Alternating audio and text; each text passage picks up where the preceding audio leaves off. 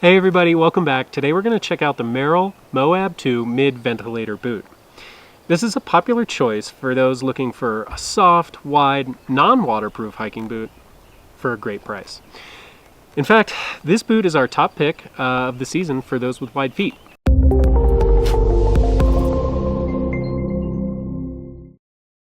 If you're new to the channel, my name's Ben, and I'm part of the team here at the Adventure Junkies, where we help people like you choose the right gear to get outdoors. If you want to learn more, definitely visit our website at www.theadventurejunkies.com.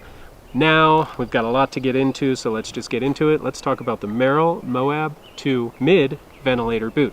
So this version of the boot, the mid that we tested, retails for $125, and that's much less than average for a good quality hiking boot. They're available in sizes 7 through 15. As a tall person, I thank you for the large sizes. You can also get them in wide sizes. In terms of weight, they're definitely a little heavy. I wear size 13s, and on my scale, these size 13s weighed 2 pounds, 13 ounces, or 1.24 kilograms.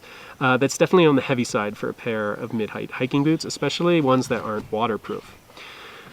So let's take a look at the lacing system. Pretty basic lacing system all the way up. No eyelets, they use webbing instead. The webbing should last a long time. The only thing notable here is that you only get one lace hook, and a lot of times you'll either have 2 lace hooks or you'll have an extra hole here. The only downside there is that it's easier to customize your lacing if you have an extra hook or an extra hole there. So waterproofness, these are not waterproof boots. In fact, they're the opposite. The whole goal here is to not be waterproof and to allow water to evaporate, and water and moisture to evaporate out of the boot, allow air to get in, and let your foot breathe. So in terms of breathability, I think the name says it all, ventilator. They vent really well, actually. I was surprised because I find all hiking boots to be hot. These are no different, but they do breathe, especially paired with lightweight hiking socks. I found them to be good on hot days. It was really nice. The only thing that would help there is maybe some moisture wicking material on the inside of the shoe, but you know, maybe that's for a different boot. All right, now let's take a look at the construction of this boot. So starting with the upper, we have traditional stitching throughout, and that just helps aid in durability as opposed to using welds, which could be more lightweight. You have a mix of suede leather and synthetic. The synthetic mesh, that's what allows the boot to breathe so well. And then the suede leather is going to give you protection against sharp rocks when you're hiking. Most of the leather is the same thickness. You do have a somewhat thicker piece that runs around the boot just to aid in side protection from sharp rocks. Now you do have a piece of synthetic here. That's going to protect your toes. Not a true toe cap, but definitely some added toe protection. The little toe cap here is just basically an extension of the outsole, but it'll give you a little bump protection on the front and will be adequate for most people. So the mesh tongue is fully gusseted. That's just going to help keep debris out. Works well. Works as every other gusseted tongue does. It's also, the tongue is also synthetic mesh, and that is just another giant pocket that allows the boot to breathe. It's all synthetic mesh except for this little leather bit here. That's where you knot your laces, so it's going to protect that part of your foot from a tight knot there. All right, so let's take a look inside the boot. So your insole here is really basic. It's also very thin. Not a lot to it.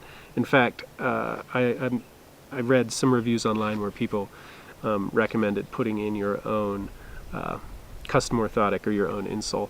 And you can definitely do that with these since you can take these out. So just keep that in mind. All right, so now we do the insole. Let's do the midsole.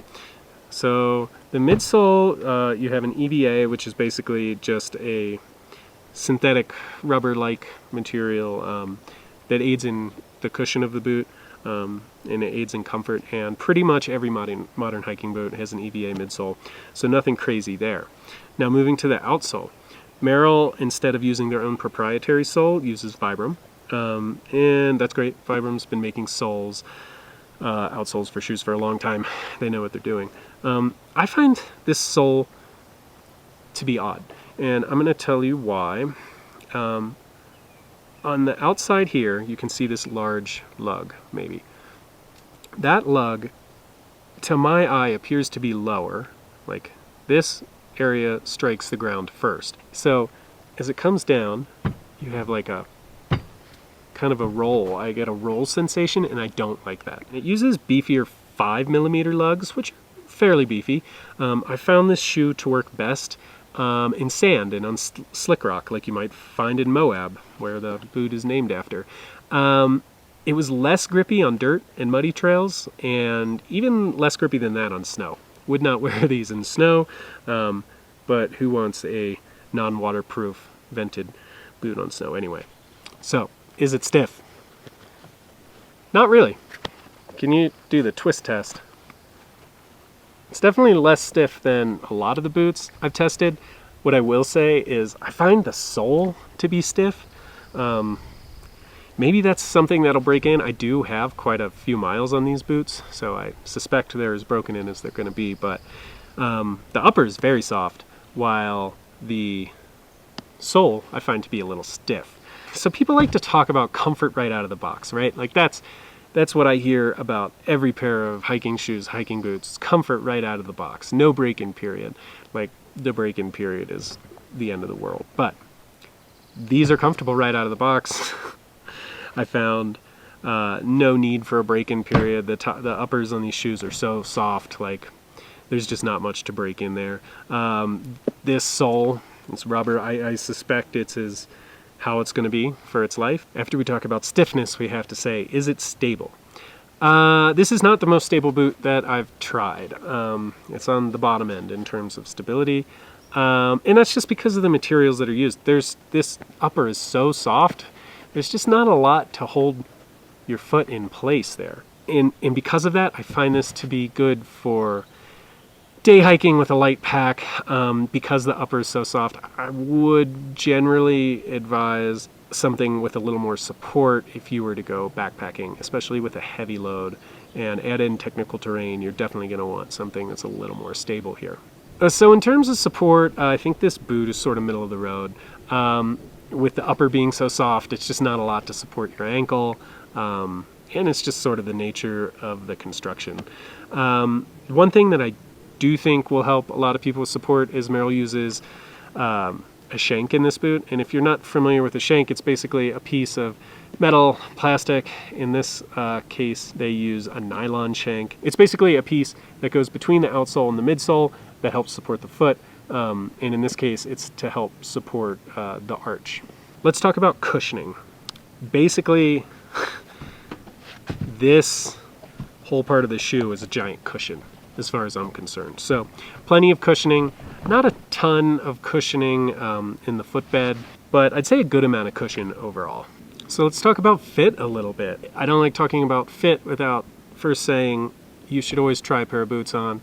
Or be able to return them if you can't try them on before you buy them. We mentioned this at the top of the video, but this is our favorite boot of the season for people with wide feet.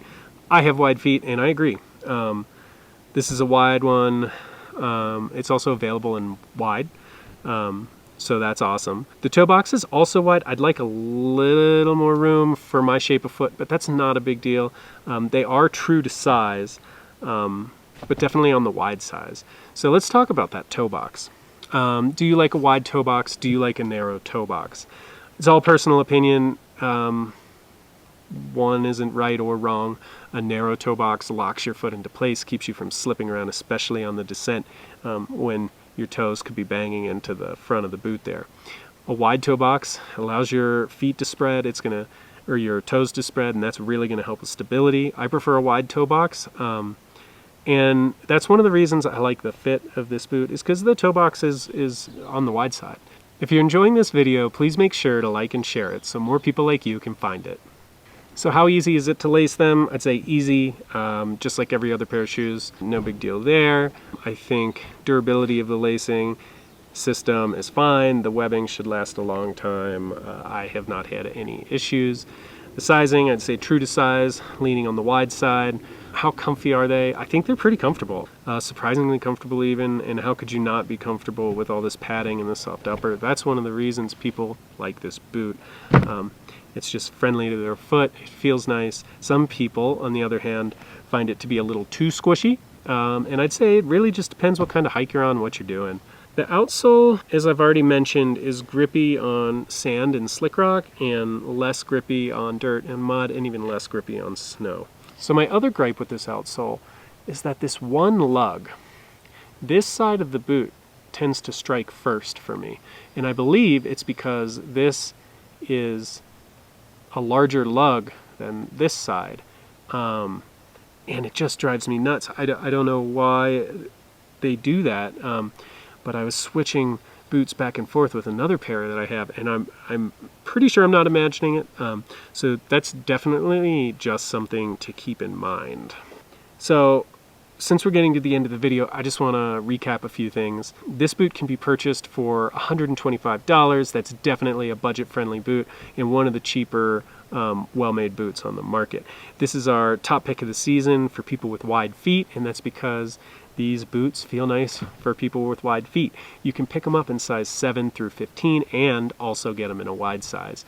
This, the size 13 that I tested and weighed on my scale came out to 2 pounds or 2 pounds and 13 ounces or 1.24 kilograms per pair. So the question is, who is this boot for, right? Is this boot for you? I think this boot is an excellent budget-friendly, non-waterproof day hiker. I would recommend these to almost anyone for day hiking, especially those in warmer climates in the Southwest who want a breathable boot and don't want a waterproof boot. It's just really soft and squishy. Otherwise, I could say you could backpack with it. Some people will argue and say, well, I do backpack with it, and that's fine. Absolutely. I just think if you want more ankle support and more support with that heavy pack, that you might want to look elsewhere. You could get away on a night or two with a lighter pack with these for sure. But yeah. Great day hiker, budget friendly, and our top pick of the season for boot for people with wide feet. Excellent, and it also comes in a wide. You can't beat that. So quick hit. What do I love about it? Budget friendly, soft, comfy, breathable, and just a well-rounded boot that's going to be good for most people for most kind of hikes. What do I not like about it? I think it could have some better support. I have some durability concerns, although I had no issues. It's just a lot of soft material. I think it might not do well against sharp rocks. We'll see. And it's not my favorite outsole. Again, I'd like to see it perform better on just regular dirt. And this one large lug that makes it feel like it strikes first loses a few points. But other than that, a really well-rounded boot. Hopefully this review was helpful. Hopefully you enjoyed it. If you did, please make sure to like and share. Visit our website at www.theadventurejunkies.com. And that's it for us today, and we'll see you out there. Happy hiking.